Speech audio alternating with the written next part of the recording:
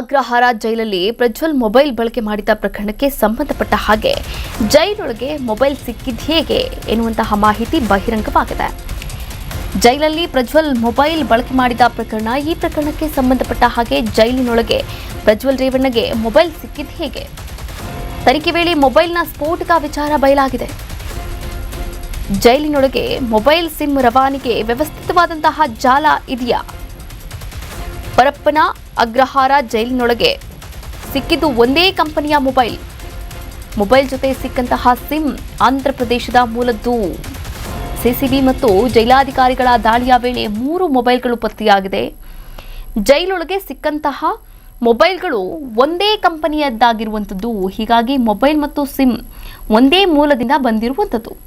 ಜೈಲಿನಲ್ಲಿ ಈ ಹಿಂದೆಯೂ ಕೂಡ ಆಂಧ್ರ ಮೂಲದ ಸಿಮ್ ಕಾರ್ಡ್ಗಳು ಸಿಕ್ಕಿರುವಂಥದ್ದು. ಆಂಧ್ರಪ್ರದೇಶ ಮೂಲದ ಸಿಮ್ ಹಿಂದೆ ಬಿದ್ದಿರ್ತಕ್ಕಂಥ ಪೊಲೀಸರು ಒಂದು ವ್ಯವಸ್ಥಿತವಾದಂತಹ ಜಾಲ ಇದೆಯಾ? ಜಾಲದ ಮೂಲಕವೇ ಮೊಬೈಲ್ ಮತ್ತು ಸಿಮ್ ಜೈಲಿಗೆ ಬಂತ. ಜೈಲಾಧಿಕಾರಿಗಳು ಪರಪ್ಪನ ಅಗ್ರಹಾರ ಪೊಲೀಸರಿಂದ ತನಿಖೆಯನ್ನು ಮಾಡಲಾಗ್ತಾ ಇದೆ. ನಕಲಿ ಅಡ್ರೆಸ್ ಪ್ರೂಫ್ ನೀಡಿ ಸಿಮ್ ಖರೀದಿ ಮಾಡೋದು ಪತ್ತೆಯಾಗಿದೆ.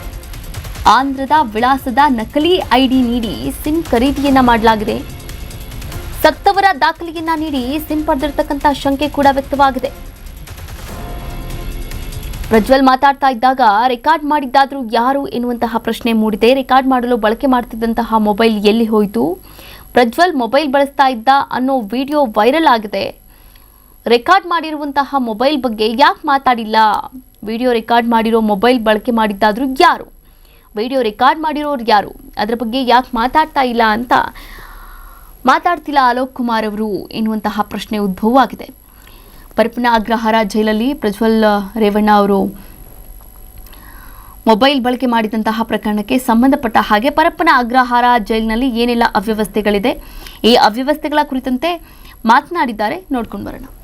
ಹೈ ಸೆಕ್ಯೂರಿಟಿ ಪ್ರಿಸನ್ ನಂಬರ್ 3ರ 1ನೇ ಮಹಡಿ ರೂಮ್ ನಂಬರ್ 4ರಲ್ಲಿ ಒಂದು ನೀಲಿ ಬಣ್ಣದ ರೆಡ್ಮಿ ಮೊಬೈಲ್ ನಂಬರ್, ಮತ್ತು ಒಂದು ಬಿಳಿ ಬಣ್ಣದ ಚಾರ್ಜರ್, ಒಂದು ನೀಲಿ ಬಣ್ಣದ ಪ್ಯಾಕೆಟ್ ನೋಟು ಮತ್ತು ಒಂದು ಕಪ್ಪು ಬಣ್ಣದ ಸ್ಕ್ಯಾನ್ ಡಿಸ್ ಪೆನ್ ಡ್ರೈವ್ ಒಂದು ದೊರಕಿದೆ ಅಂತ ಹೇಳಿ, ಇವೆಲ್ಲ ನಿಷೇಧ ವಸ್ತುಗಳು. ಹಾಗಾಗಿ ಕರ್ನಾಟಕ ಪ್ರೆಸೆನ್ಸ್ ಆ್ಯಕ್ಟ್ ಮತ್ತು BNS ಪ್ರಕಾರ ಕೇಸ್ ಮಾಡೋದಕ್ಕೆ CCB ಅವರು ಪರಪ್ಪನಗರ ಪೊಲೀಸ್ ಸ್ಟೇಷನ್ಗೆ ನೀಡಿರ್ತಾರೆ. ದೂರನ್ನು ಸ್ವೀಕರಿಸಿ ನಾವು ಪರಪ್ಪನಗರದಲ್ಲಿ ಫಸ್ಟ್ ಇನ್ಫಾರ್ಮೇಷನ್ ರಿಪೋರ್ಟ್ಸ್ನ ಕ್ರೈಮ್ ನಂಬರ್ 319ರಲ್ಲಿ ಈಗಾಗಲೇ ದಾಖಲು ಮಾಡ್ಕೊಂಡಿದ್ವಿ. ತನಿಖೆ ಮುಂದುವರೆದಿದೆ. ಒನ್ ಪರ್ಟಿಕ್ಯುಲರ್ ರೆಡ್ಮಿ ಮೊಬೈಲ್ ಏನಿದೆ ಅದರ ಸಿಗ್ನಲ್ ಏನೋ ಇಲ್ಲಿ ಕರೆಕ್ಟಾಗಿ ಕ್ಯಾಚ್ ಆಗ್ತದೆ ಅನ್ನೋದನ್ನು ಯಾರು ಬಳಕೆ ಮಾಡ್ತಿದಾರೋ ಸ್ವಲ್ಪ ಅವ್ರು ಕಂಡುಹಿಡಿದಾರೆ. ಇಲ್ಲ ಈಗಲೂ 3G ಮತ್ತು 5G ನಮ್ಮ ಏನೋ ಜಾಮರ್ಸ್ ಇದ್ರೂ ಸಹ ಅದನ್ನು ಮೀರಿ ಟೆಕ್ನಾಲಜಿ ಡೆವಲಪ್ ಆಗಿದೆ. ಹಾಗಾಗಿ ಇದು ಬರ್ತಾ ಇದ್ದಾವೆ. ಸೊ ಇದು ಈಗಾಗಲೇ ನಾವು CCB ಮತ್ತು ಪರಪ್ಪನಗರರು ತುಂಬ ದೊಡ್ಡ ಮಟ್ಟದಲ್ಲಿ ಈ ಮೊಬೈಲ್ ಸೀಸ್ ಮಾಡಿ ಕೇಸ್ಗಳು ನಡೀತಾ ಇದೆ. ನಿರಂತರವಾಗಿ ಬರ್ತಾ ಇದೆ, ನಿರಂತರ ಕೇಸ್ಗಳು ನಡೀತಾ ಇರ್ತದೆ.